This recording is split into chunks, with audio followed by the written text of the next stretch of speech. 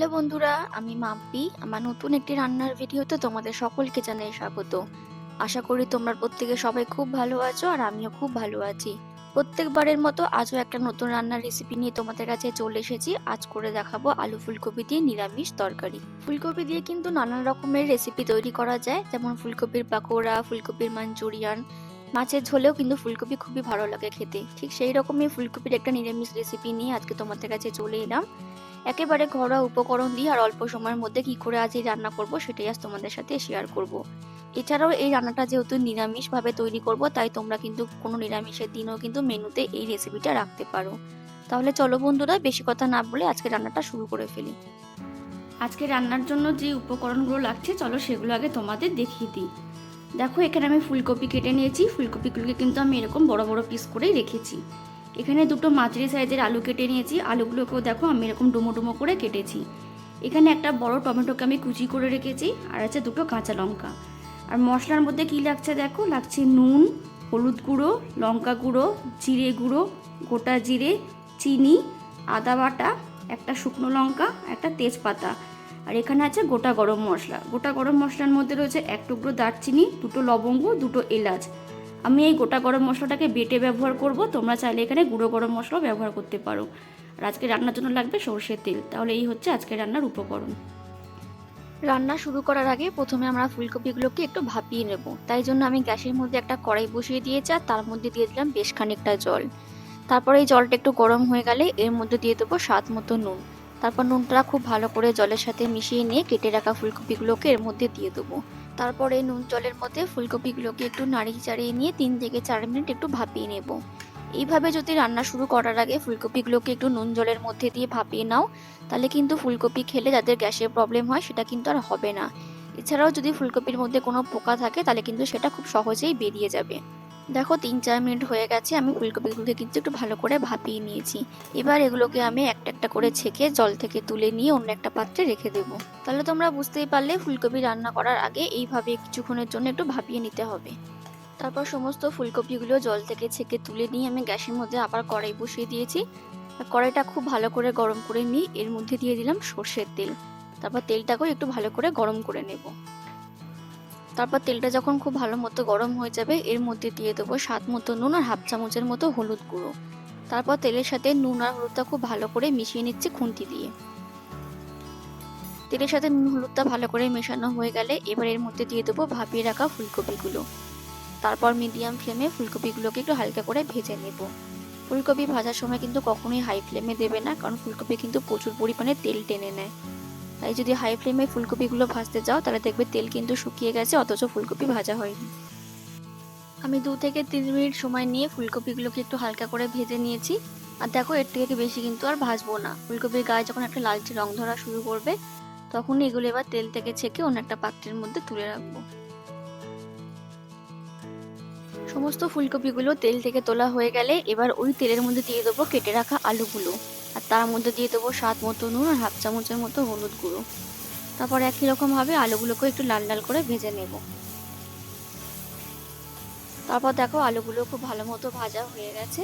এবার একই রকম ভাবে আলুগুলোকেও তেল থেকে তুলে নেব, অন্য একটা পাত্রে রেখে দেবো। এরপর আমি কড়ার মধ্যে সামান্য একটু সর্ষের তেল দিয়ে দিয়েছি। আর তারপর তেলটাকে গরম করে নিয়ে এর মধ্যে দিয়ে দিলাম একটা তেজপাতা, একটা শুকনো লঙ্কা, হাফ চামচের মতো গোটা জিরে, আর দিয়ে দিলাম কয়েকটা চেরা কাঁচা লঙ্কা। তারপর কয়েক সেকেন্ড একটু নেড়ে চেড়ে ফোড়নটাকে একটু ভালো করে ভেজে নেব। ফোড়নটাকে আমি খুব ভালো করে ভেজে নিয়েছি। দেখো, কাঁচা লঙ্কার গায়ের রংটা কিন্তু পাল্টে গেছে। এবার এখানে দিয়ে দেবো টমেটো কুচি। আর টমেটোগুলোকে তাড়াতাড়ি নরম করে নেওয়ার জন্য দিয়ে দেবো স্বাদ মতো নুন। তারপর কয়েক সেকেন্ড নেড়ে চেড়ে একটু রান্না করে নেব যতক্ষণ না টমেটোগুলো একটু নরম হয়ে যাচ্ছে। 1-1.5 মিনিট সময় নিয়ে টমেটোগুলো একটু নাড়তে নাড়তে যখন টমেটোগুলো নরম হয়ে আসবে এবার আমি খুন্তি দিয়ে টমেটোগুলোকে একটু ঘেটে ঘেটে দিচ্ছি। এইভাবে টমেটোগুলোকে ঘেটে দিলে খুব ভালো হয়, তাহলে মশলার সাথে খুব সহজে মিশে যেতে পারে। এরপর আমি এখানে এক এক করে বাকি মশলাগুলোও দিয়ে দেবো আদা বাটা। তারপর দিয়ে দেবো হাফ চামচের মতো হলুদ গুঁড়ো, ঝালের পরিমাণ অনুযায়ী লঙ্কার গুঁড়ো, হাফ চামচ জিরে গুঁড়ো আর সামান্য একটুখানি চিনি। সমস্ত মশলাগুলো দেওয়া হয়ে গেলে এবার খুব ভালো করে মশলাটাকে কষিয়ে নেব যতক্ষণ না আদা থেকে তার কাঁচা গন্ধটা চলে যাচ্ছে। তারপর আমি 1 থেকে 1.5 মিনিট সময় নিয়ে মশলাটাকে দেখো খুব ভালো করে কষিয়ে নিয়েছি।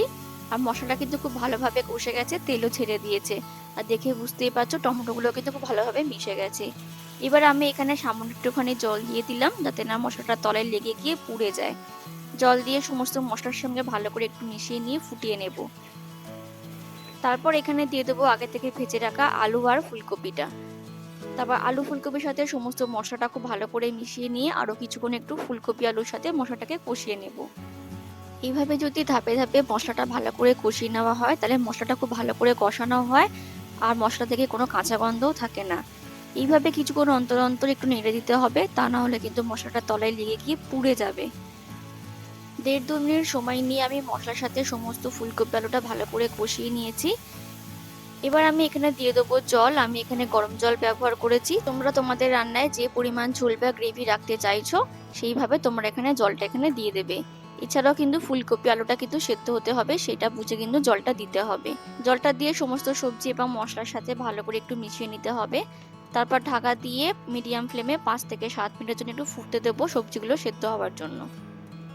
ফিরে এলাম 5 থেকে 7 মিনিট পর, আর দেখো ঝোলটা কিন্তু অনেকটাই কমে গেছে। আর আলু আর ফুলকপিগুলো কিন্তু বেশ সুন্দরভাবে নরম হয়ে গেছে। এবার আমি এখানে একটু নাড়িয়ে চাড়িয়ে নিয়ে নুনটা একটু চেক করে নেব। যদি তোমাদের রান্নায় নুনের পরিমাণ কম হয় তাহলে কিন্তু এখানে নুনটা দিয়ে দেবে, আর দিয়ে ভালো করে একটু মিশিয়ে নিতে হবে। আমার রান্নায় নুন ঠিকঠাকই ছিল, তাই আমি আর নুন দিলাম না, তবে আমি দিয়ে দিলাম গরম মশলা। আমি এখানে গোটা গরম মশলা বেটে ব্যবহার করেছি, তোমরা চাইলে গুঁড়ো গরম মশলাও ব্যবহার করতে পারো। গরম মশলা দিয়ে ভালো করে একটু মিশিয়ে নিয়ে আবার ঢাকা দিয়ে 1 মিনিটের মতো একটু ফুটিয়ে নেব।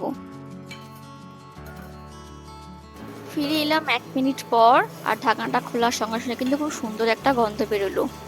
গুঁড়ো গরম মশলা ব্যবহার করার থেকে কিন্তু গোটা গরম মশলা যদি একটু কষ্ট করে বেটে নিয়ে ব্যবহার করতে পারো, সেই রান্নার স্বাদ কিন্তু তুলনামূলকভাবে অনেক ভালো হয়। আর এইদিকে কিন্তু আমাদের আলু ফুলকপির নিরামিষ তরকারি কিন্তু একেবারে তৈরি। দেখো আমি গরম গরম পরিবেশন করেও ফেলেছি।